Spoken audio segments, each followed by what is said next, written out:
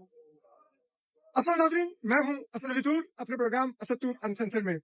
आज हम 3 खबरें देंगे। एक तो खबर होगी जो पाकिस्तान ने ऑपरेशन बनाना में महसूस किया है। उसके बाद अब पाकिस्तान की ग्लोबल स्टेज पर जो एक रेलेवेंस बनी है वो बहुत दिलचस्प है, वो आपको बताएंगे। इसके अलावा क्या ये जो भारत के खिलाफ हमला था, ये मियां नवाज साहब ने प्लान किया है? 3 दफा के साबिक वज़ीर आज़म ने एक जंगी ऑपरेशन प्लान किया है। जरा इसके ऊपर भी आपको कुछ चीजें बताएंगे, बड़ी सुनने से ताल्लुक रखती हैं। जबकि आज फिर सुप्रीम कोर्ट के 5 रुकनी आईनी बेंच के आगे, जिसकी सुनवाई जस्टिस मोहम्मद अली मजहर कर रहे हैं, जिनके साथ justice Naeem Akhtar Afghan, justice Shahid Bilal, justice Shakeel Ahmad और जस्टिस सलाउद्दीन पंवर उस बेंच का हिस्सा है। उसमें इस्लामाबाद हाईकोर्ट के 5 इंसाफ के तालिब जजेस के केस की समाअत हुई। उसमें कुछ बड़ी दिलचस्प चीजें हुई और उसमें एक बहुत बड़ा तहलका खेज इंकशाफ एजेंसियों की मुदाखलत के बारे में जस्टिस शाहिद बिलाल ने किया। वो बड़ा सुनने से ताल्लुक रखता है। आपकी आंखें खुल जाएंगी, आपको पता चलेगा सॉलिड जज क्या होता है। सॉलिड लोहे की तरह। वो जैसी जुबान में आप कह रहे सख्त। अच्छा चलिए ठीक है। एनीवे, तो चलिए जरा सुप्रीम कोर्ट से आगाज लेते हैं। तो देखिए, जो मुनीर मलिक साहब जो इस्लामाबाद हाईकोर्ट के 5 जजेस के वकील हैं और जिनकी मामलत सिंध हाईकोर्ट बार के साबिक सदर सलाउद्दीन अहमद और जैनब जंजुआ कर रहे हैं, जो कि दोनों बहुत ही जबरदस्त शाइनिंग लॉयर्स हैं। तो और मुनीर मलिक साहब खुद भी पाकिस्तान में एक अथॉरिटी हैं और वो हमेशा right side of the history और wrong side of the power पे खड़े रहे हैं, इसलिए उनकी क्रेडिबिलिटी भी अनडिस्प्यूटेड और अनक्वेश्चनेबल है। तो उन्होंने आज जो समाज के आगाज पर जो दलाइल का आगाज किया, तो उन्होंने कहा कि जुडिशल कमीशन ऑफ पाकिस्तान ने इस्लामाबाद हाईकोर्ट में 2 एडिशनल जजेस लगाए, जस्टिस वो मिनहाज साहब और जस्टिस आजम खान साहब। तो उन्होंने कहा कि 3 जजेस की वैकेंसीज फिर भी खाली रही, लेकिन वो 3 जजेस भी असूलन जुडिशल कमीशन ऑफ पाकिस्तान को लगाने चाहिए थे, लेकिन वो सदर ने लगा दिए और वो ट्रांसफर करके लगा दिए।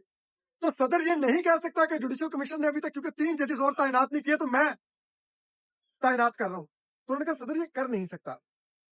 फिर उनसे उन्होंने ये भी वजाहत की, जो बेंच ने उनसे पूछा कि क्या जो जजेस हैं उनकी वैकेंसी जो खाली होती है तो क्या उस पर तैनाती होगी या उस पर तबादले के साथ जा जाएगा?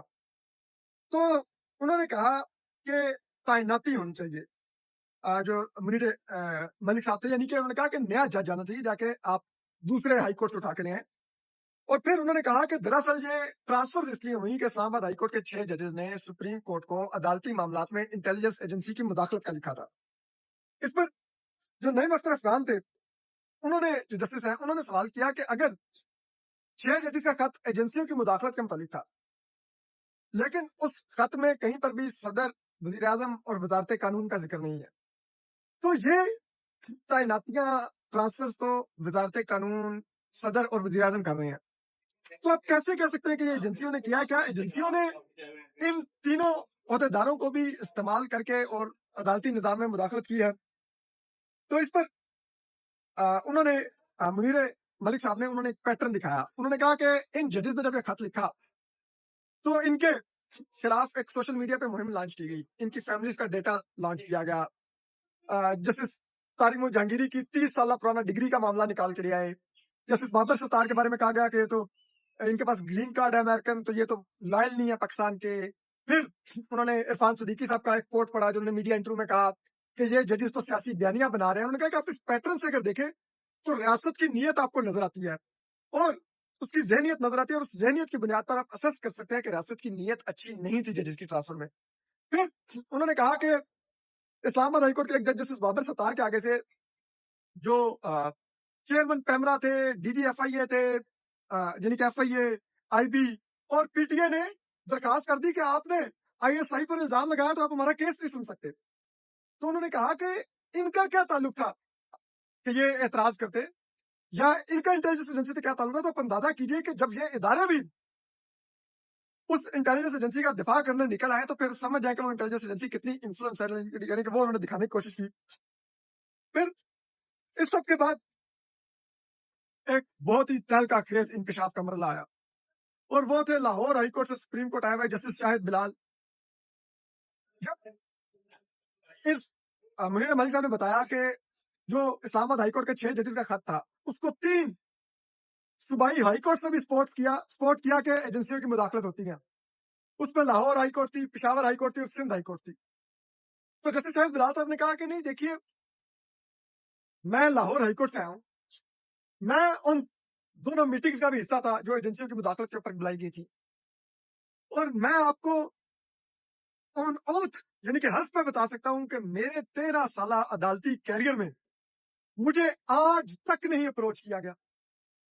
اب میں نے سنا تو میں نے کہا ہے، میں نے کہا جسٹس شاہد بلال اتنے سالڈ جج، یہ ہیرے جج چاہیے ہیں جن کو آج تک اپروچ ہی نہ کیا جائے. اور کیوں اپروچ کیا جائے؟ جناب جسٹس شاہد بلال صاحب نے آج تک ایجنسیوں کے خلاف کوئی فیصلہ دیا؟ یہ تو ملٹری کورٹس کے معاملے میں بھی ان کے حق میں گئے ہیں. آج تک آپ نے ایجنسیوں کو کہیں پر ٹف ٹائم ہی نہ دیا ہو، آج تک آپ اسٹیبلشمنٹ کے سامنے آپ نے سر ہی نہ اٹھایا ہو، تو ان کو آپ کو اپروچ کرنے کی کیا ضرورت ہے؟ ان کو اگر پتا ہو کہ آپ چیف جسٹس جو لاہور ہائی کورٹ کے تھے جسٹس شہزاد ملک صاحب ان کو نشان عبرت بنا دیں گے تو جسٹس شاہد بلال کو آٹومیٹکلی سبق مل جائے گا، تو ان کو کیا ضرورت ہے جسٹس شاہد بلال کو اپروچ کرنے کی؟ ان کو پتا ہو کہ جسٹس شاہد بلال ریاست کا مفاد بہت اچھی طرح سمجھتے ہیں، اسٹیبلشمنٹ کا مفاد بہت اچھی طرح سمجھتے ہیں، تو ان کو اپروچ کرنے کی کیا ضرورت ہے؟ آپ کو سپریم کورٹ کو سینئرٹی میں آپ سینئر پیونے بھی نہ ہو، چیف جسٹس بھی نہ ہو ہائی کورٹ کے، آپ کو سپریم کورٹ میں لے آئے، آپ کو آئینی بینچ میں شامل کر دیں، اور پھر بھی آپ کہیں کہ میں تو انڈیپینڈنٹ مائنڈ جج ہوں اور مجھے تو آج تک اپروچ ہی نہیں کیا گیا. کیا بات ہے، کیا بات ہے، تالیاں بجانی چاہیے. اس پاکستان جیسے ملک میں جہاں پر ایک جابر ریاست ہے جس کو زاہد حسین صاحب لکھتے ہیں پریڈیٹر اسٹیٹ یعنی کہ درندہ ریاست، وہ اگر کسی صحافی کو دھمکائے نہ، اس پر کیسز نہ بنائے، اس کو اسلام آباد کلب کی ممبرشپ دے، تو سمجھ جائیے کہ وہ صحافی کمپرومائزڈ ہے. اسلام آباد ہائی کورٹ کے جن ججز کو ہراس کیا جاتا ہے ان کے آگے کیسز دیکھیے، وہ لاپتہ افراد کے کیسز سن رہے تھے، وہ سیاسی جماعتوں کے آئینی حقوق کے کیسز سن رہے تھے، جہاں پر واضح طور پہ فٹ پرنٹ نظر آ رہا تھا اسٹیبلشمنٹ کا. تو پھر ان کو ہراس نہیں کیا گیا، ان کے بیڈ روموں سے کیمرے بھی نکلے، ان کے رشتے داروں کو بھی اٹھا کے کرنٹ لگایا گیا، ان کے باپ بھی کوئٹہ سے اغوا کر کے اسلام آباد لائے گئے. آپ تو ایسا کچھ کرنے ہی نہیں تھے، آپ کو کسی نے کیا اپروچ کرنا تھا؟ ایک واحد ملٹری کورٹ کے کیس میں آپ بیٹھے، وہاں پر بھی آپ نے ریاست کے حق میں فیصلہ دیا، اسٹیبلشمنٹ کے حق میں فیصلہ دیا، آپ کو کسی نے کیا اپروچ کرنا تھا؟ یہ تو آپ کو اپنے ضمیر سے سوال کرنا چاہیے کہ کیا میں پاکستان جیسی جابر ریاست میں عوام اور آئین کے ساتھ کھڑا ہوں؟ اگر کھڑا ہوں تو مجھ سے جو اس ملک کے طاقتور لوگ ہیں وہ ناراض کیوں نہیں ہیں، وہ خوش کیوں ہیں، میری ایلیویشنز کیوں ہو رہی ہیں، میں آئینی بینچ کا حصہ کیسے بن گیا؟ یہ سوال اپنے آپ سے پوچھیے، آئینے کا کے کھڑا ہو کے اپنے ضمیر سے پوچھیے تو آپ کو پتا چلے گا. لیکن بہرحال ہم تو یہ کہیں گے بہت سالڈ جج ہیں. مثبت رپورٹنگ یہی ہوتی ہے کہ آپ کے بہت سالڈ جج ہیں، آج تک کسی نے اپروچ ہی نہیں کیا. ٹھیک ہے، بہت سالڈ، بہت اعلیٰ جج ہیں جیسے شاہد بلال. پھر اس کے بعد جو معاملہ آیا اوتھ ٹیکنگ کا کہ اوتھ نہیں لیا، ججز نے حلف نہیں لیا، تو اس پر جو منیر ملک صاحب تھے انہوں نے پہلے تو اسٹیبلش کیا، انہوں نے کہا کہ دیکھیے ہر ہائی کورٹ کا ایک اپنا دائرہ کار ہے. لاہور ہائی کورٹ کا پنجاب کی حد تک دائرہ کار ہے، سندھ ہائی کورٹ کا سندھ کی حد تک ہے، بلوچستان ہائی کورٹ کا بلوچستان کی حد تک ہے، اسلام آباد ہائی کورٹ کا صرف وفاقی دارالحکومت کی حد تک دائرہ کار ہے. تو ہر جج جس ہائی کورٹ کا حلف لیتا ہے اس کا دائرہ کار وہی کے لیے ہوتا ہے اس کے حلف کا. تو اگر وہ اس ٹیریٹری سے نکل کے کسی اور ہائی کورٹ جائے گا تو ادھر اس کو نئے دفتر میں نیا حلف لینا ہوگا. وہ بغیر حلف لیے کنٹینیو نہیں کر سکتا کیونکہ اس نے پچھلا حلف لیا ہوا ہے وہ کسی اور دائرہ کار اور کسی اور ہائی کورٹ کا لیا ہوا ہے، اور حلف میں لفظ بھی دی ہائی کورٹ کا یوز ہو رہا ہے. اس پر جو جسٹس شکیل احمد تھے انہوں نے سوال کیا پشاور ہائی کورٹ سے، انہوں نے کہا لیکن آرٹیکل 200 میں ٹرانسفر کا ورڈ ہے لیکن اس میں حلف کا ورڈ نہیں ہے. اس پر جسٹس نعیم اختر افغان نے بڑے دلچسپ ریمارکس دیے. انہوں نے کہا دیکھیے آرٹیکل 197, آرٹیکل 193, آرٹیکل 200 یہ تبادلے کی بات کرتے ہیں. اس میں حلف کا لفظ تو نہیں لکھا ہوا, لیکن اس میں تعیناتی کا لفظ بھی نہیں لکھا ہوا. تعیناتی اور حلف کا لفظ جا کے استعمال ہوتا ہے آرٹیکل 194 میں. تو یہ تمام آرٹیکلز کو آپ کو ملا کے پڑھنا ہوگا کہ وہ جو فرق رکھا گیا, جو لفظ وہاں پر چھوڑے گئے وہ جان کر چھوڑے گئے کیونکہ وہ 194 میں استعمال کر دیے گئے تھے. اور اس کے بعد بڑا ہی یہ دلچسپ تھا. اب منیر ملک صاحب کل اپنے مزید دلائل کا کریں گے اور کل ان کا یہ ہے کہ وہ کل کنکلوڈ بھی کر لیں گے. لیکن اب آ جاتے ہیں ذرا میاں نواز شریف صاحب کی جنگی پلاننگ کی صلاحیتوں پر. تو یہ اخبار میں ویسے تو کل جو ہماری بہن ہے وزیر اطلاعات ہیں پنجاب کی, انہوں نے کہا عظمیٰ بخاری صاحبہ نے کہ جو یہ آپریشن تھا انڈیا کے خلاف, یہ جو حملہ تھا یہ میاں نواز شریف صاحب نے پلان کیا, یہ تمام ان کا منصوبہ تھا. ٹھیک ہے. تب ایک اخبار میں ایک لیکی ذرائع نے بتایا, یہ خبر لگی ہوئی ہے کہ وزیر اعظم محمد شہباز شریف نے اس جنگی صورتحال میں جو بھی فیصلے کیے وہ سب نواز شریف کے ڈیزائن کردہ تھے. نواز شریف نے ہی کہا تھا کہ ہمیں بھارت کو بھرپور جواب دینا ہوگا. جنگی صورتحال میں نواز شریف کی فوج کی اعلیٰ قیادت سے بھی ملاقاتیں ہوتی رہیں. لیکی ذرائع نے بتایا کہ جب پاکستان نے حملہ کیا تو نواز شریف کا حوصلہ بلند تھا اور انہیں اعتماد تھا کہ بھارت پاکستان کا یہ حملہ برداشت نہیں کر پائے گا. وزیر اعظم ہاؤس میں رہتے ہوئے میاں نواز شریف سفارتی محاذ پر کام کرتے رہے اور وزیر خارجہ اسحاق ڈار کو بھی بتاتے رہے کہ ان کو اس صورتحال میں کن ممالک سے رابطہ کرنا ہے. یعنی کہ آپریشن بنیان مرصوص میاں نواز شریف کا برین چائلڈ تھا. میاں نواز شریف کو پتا تھا کہ بھارت کی کن کن ایئر بیسز کو ایئر فورس نے اٹیک کرنا ہے. میاں نواز شریف کو پتا تھا کہ فتح سیریز کے کون سے میزائل ہیں جو انڈیا کے کون کون سے بیسز پر فائر کرنے ہیں. میاں نواز شریف صاحب کو پتا تھا کہ فضائیہ کو ہائپر سونک میزائل یوز کر کے انڈیا کا S-400 میزائل سسٹم تباہ کرنا ہے, کیونکہ ایئر فورس والوں کو تو نہیں پتا ہوگا نا کہ ہائپر سونک میزائل کیا ہوتا ہے. یہ تو میاں نواز شریف صاحب آپ انڈر ایسٹیمیٹ مت کیجیے 3 دفعہ کے سابق وزیر اعظم کو. یہ ایک الگ بات ہے کہ ان کو کارگل کا آپریشن کا پتہ ہی نہیں تھا جو اس وقت جنرل مشرف نے کیا تھا, لیکن ان کو یہ پتا تھا کہ انڈیا کے خلاف آپریشن کیسے کرنا ہے. انہوں نے ایک ٹویٹ کرنے کی زحمت نہیں کی, ایک بیان دینے کی زحمت نہیں کی, لیکن وہ شہباز شریف صاحب کے کانوں میں بتاتے رہے کہ دیکھنا بھارت کے خلاف حملہ ضرور کرنا ہے.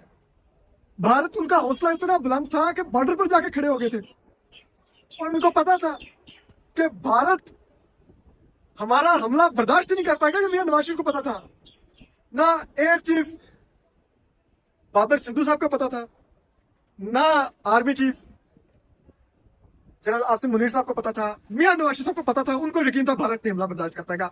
اور میاں نواز شریف صاحب فوج کی قیادت سے ملاقاتیں کرتے رہے اور ان کو سمجھاتے رہے کہ بھارت پر حملہ کرنا ہے, ورنہ تو فوج شاید حملہ ہی نہ کرتی.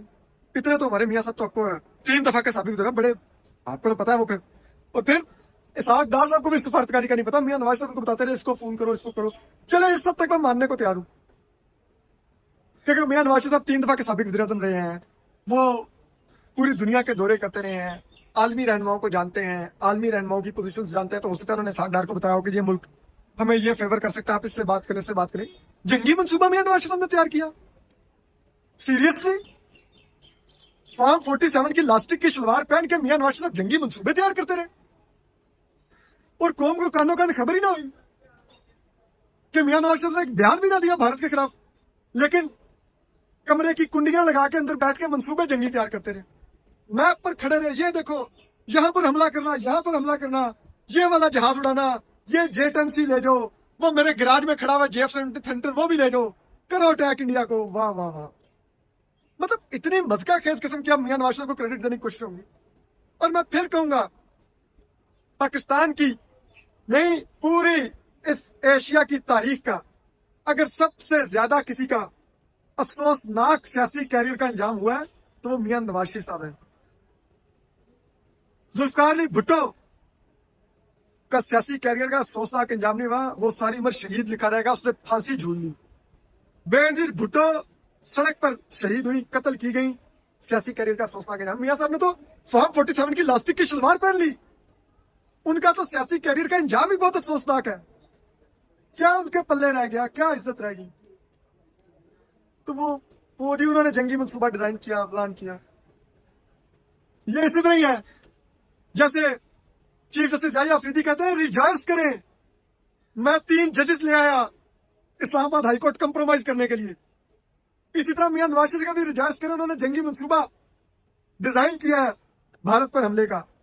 ویسے معذرت کے ساتھ میں یہ سمجھتا ہوں, میرا ایک مشورہ ہے ذاتی حیثیت میں, اسلام آباد ہائی کورٹ کے 5 ججز کو, جسٹس محسن اختر کیانی کو, جسٹس بابر ستار کو, جسٹس سلمان رفعت امتیاز کو, جسٹس طارق محمود جہانگیری صاحب کو, اور جسٹس بابر ستار صاحب کو, کہ دیکھیے آپ لوگ آج کل کوئی کام نہیں کر رہے, نیا کیس آپ لوگوں کو اسائن نہیں کیا جا رہا, پرانے کیسز آپ کے بینچز کا کیسے ہٹائے جا رہے ہیں, ٹھیک ہے, تنخواہ آپ کو مل رہی ہے, آپ ایک کام کیوں نہیں کرتے, آپ بھی پولو کھیلیں. اس ملک میں جو جج کام نہیں کرتا وہ پولو کھیلتا ہے. اپنے چیف جسٹس پاکستان کو دیکھیے, چیف جسٹس یحییٰ آفریدی صاحب 28-30 لاکھ روپیہ تنخواہ لے رہے ہیں, بلیک لینڈ کروزر ملی ہوئی ہے, بلٹ پروف, سیکورٹی کے 5-6 ڈالے آگے پیچھے پھرتے ہیں, اتنی موج کرتے ہیں, ایسی والی گاڑی میں گھومتے ہیں, نہ انصاف کرتے ہیں, نہ آئین کے ساتھ کھڑے ہیں, نہ اپنے سپریم کورٹ کے ادارے کے ساتھ کھڑے ہیں, نہ کام کر رہے ہیں, لیکن پولو کھیل رہے ہیں. تو آپ لوگ بھی پولو کھیلیں, ایک سٹینڈرڈ سیٹ کر دیا اس ملک کے چیف جسٹس نے, تو آپ بھی یہ کام کریں, پولو کھیلیں پولو.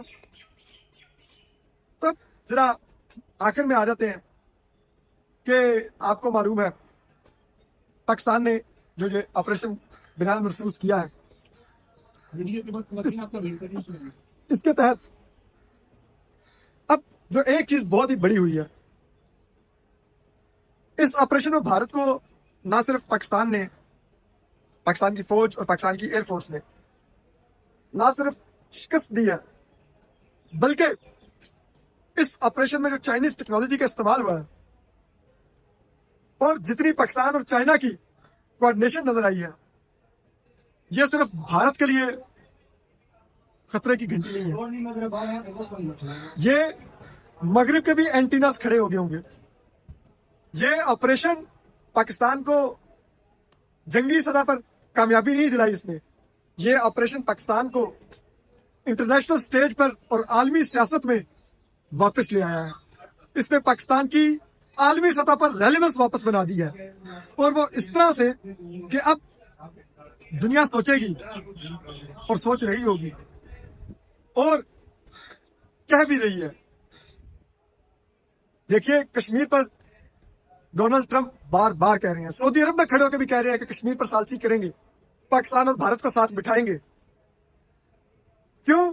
کیونکہ ان کو اندازہ ہو گیا کہ پاکستان کو دیوار سے بھی نہیں لگانا, پاکستان کو تنہا بھی نہیں چھوڑنا, ادروائز پاکستان چینی کیمپ میں چلا جائے گا اور چینی کیمپ میں رہ کر بھی پاکستان سروائیو کر دے گا.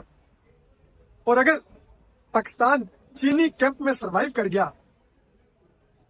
تو پھر یہ گلوبل میسج جائے گا. جو مڈل ایسٹ کے ممالک, جو افریقی ممالک, جو سینٹرل ایشیا کے ممالک, جو اب تک امریکہ پر انحصار کرتے ہیں, ہتھیاروں کے لیے بھی کہ اچھے ہتھیار امریکہ سے ملیں گے, اور معیشت کے لیے بھی کہ امریکہ سے اچھی معیشت, معاشی امداد مل جاتی ہے, امریکہ معیشت ہماری چلا دیتا ہے. وہ سوچیں گے کہ چین کے ساتھ کیوں نہ جایا جائے, چین بھی یہ سب کچھ کروا سکتا ہے, بلکہ امریکہ سے سستے ہتھیار دے گا, جو ٹیکنالوجی میں بھی امریکہ کے ہم پلہ اور مغرب سے بہتر ہے. معیشت بھی اس نے پاکستان کی بھی چلا دیا, ہماری بھی چلا دے گا, تو ہم کیوں امریکہ کی ڈکٹیشن میں. تو یہ ایک ایسی چیز ہے جو مغرب کبھی نہیں چاہے گا کہ ان ترقی پذیر اور کمزور ممالک کا امریکہ پر انحصار ختم ہو جائے. تو اس کے لیے سب سے پہلے اس کو یہ سوچنا ہوگا کہ پاکستان کا بھی امریکہ اور مغرب پر انحصار نہیں ختم ہونا چاہیے, ورنہ پاکستان مکمل چینی کیمپ پہ چلا جائے گا.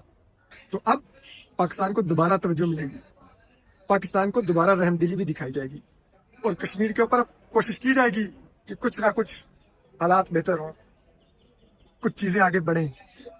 تو آپریشن بنیاد المرصوص ہر لحاظ سے پاکستان کے لیے نہ صرف فوجی لحاظ سے اس نے خطے میں توازن قائم کیا ہے, جو ایک لگتا تھا کہ روایتی جنگ میں بھارت کو بالادستی حاصل ہوگی اور عدم توازن ہے اس خطے میں, بھارت کے پاس زیادہ ہتھیار اور زیادہ بڑی فوج ہے, وہ جو تاثر تھا وہ بھی ختم ہوا اور خطے میں توازن قائم ہو گیا. پاکستان نے دفاعی لحاظ سے چین کی وجہ سے قائم کر دیا, اور اب معاشی لحاظ سے بھی آپ دیکھیں گے آنے والے سالوں میں اس خطے میں توازن دوبارہ قائم ہوگا. اور عالمی سیاست میں بھی اب پاکستان کو بے شک بھارت کے ہم پلہ نہیں بھی ٹریٹ کیا جائے گا تو بھارت کے مقابلے میں پاکستان کی تضحیق بھی نہیں کی جائے گی, پاکستان کو بھی عزت ملے گی اور پاکستان کی بھی سنی جائے گی. تو یہ ہر لحاظ سے ایک بڑا ٹرننگ پوائنٹ پاکستان کے لیے ثابت ہوا ہے. ہم آپ کو اپڈیٹ کرتے رہیں گے. اپنا خیال رکھیے. اللہ حافظ.